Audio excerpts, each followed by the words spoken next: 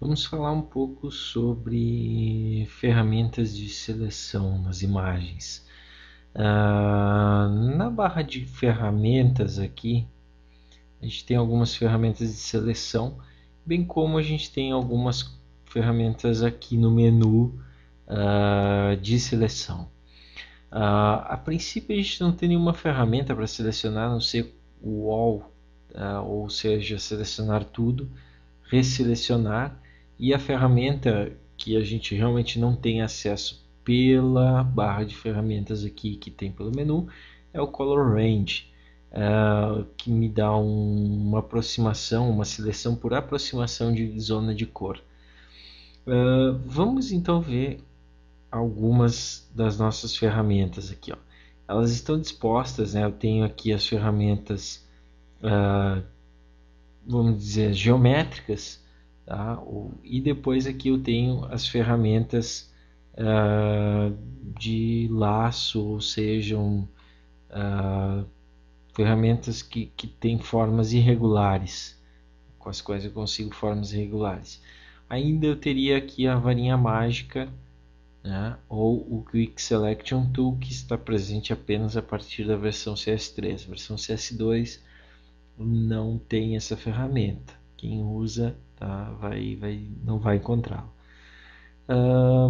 Vamos começar pelas básicas aqui.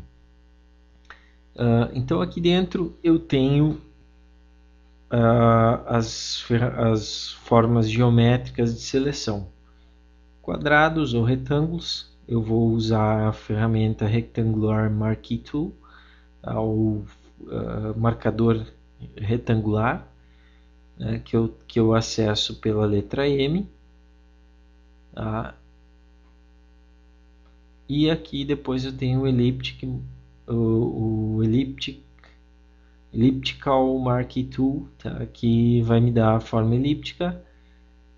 Depois eu ainda tenho o Single Row, ou coluna simples, e linha simples, quero dizer, e Single Column aqui, ou coluna simples. Então essas duas aqui são contínuas. Ela atravessa a imagem toda, independente do ponto onde eu pegar. Vamos ver como funciona aqui, ó. Se nota que quando é selecionado o comando, aqui na minha barra de comando eu tenho algumas opções que eu posso fazer com esse comando aí. Vamos ver aqui a ferramenta retangular Marquee Tool como funciona. Na verdade ela funciona de forma muito simples.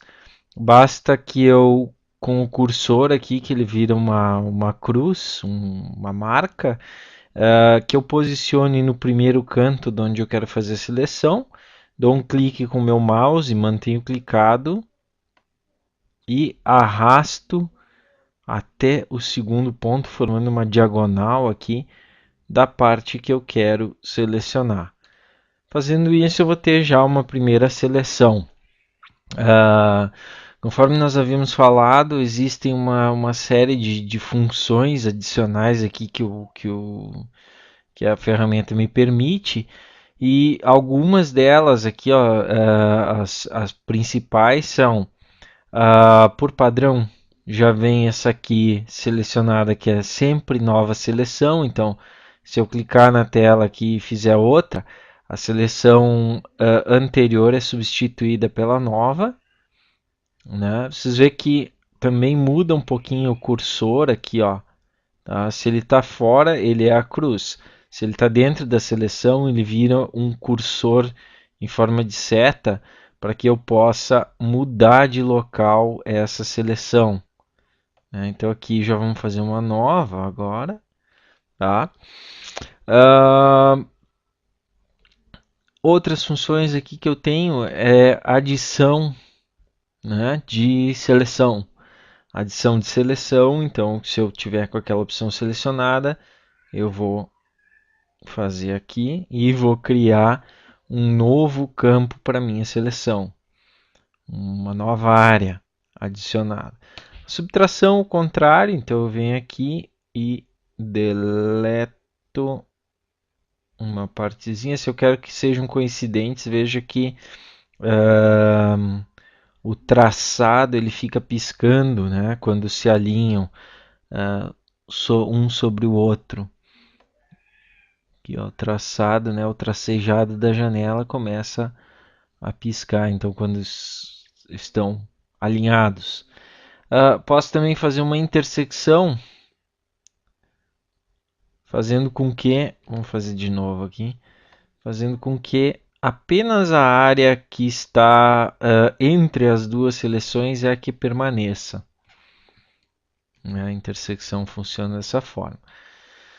Bom, aqui outra particularidade do Mark, das ferramentas de Mark II, fora as linhas e colunas, é que tanto na elipse quanto no retangular, se eu tiver com uma nova seleção, eu estou fazendo aqui uma seleção, a forma fica livre, eu posso fazer tanto retângulos quanto quadrados. Se eu mantiver pressionado o Shift a qualquer tempo, eu posso me movimentar aqui com o cursor da maneira que eu quiser, que sempre vai sair um quadrado.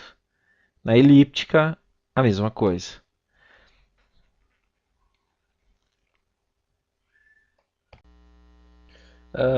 O elliptical, para mim fazer com que ele funcione de forma que ele fique redondo, realmente circular, eu tenho que clicar, sair arrastando para depois apertar o shift. Então, dessa forma é que a nossa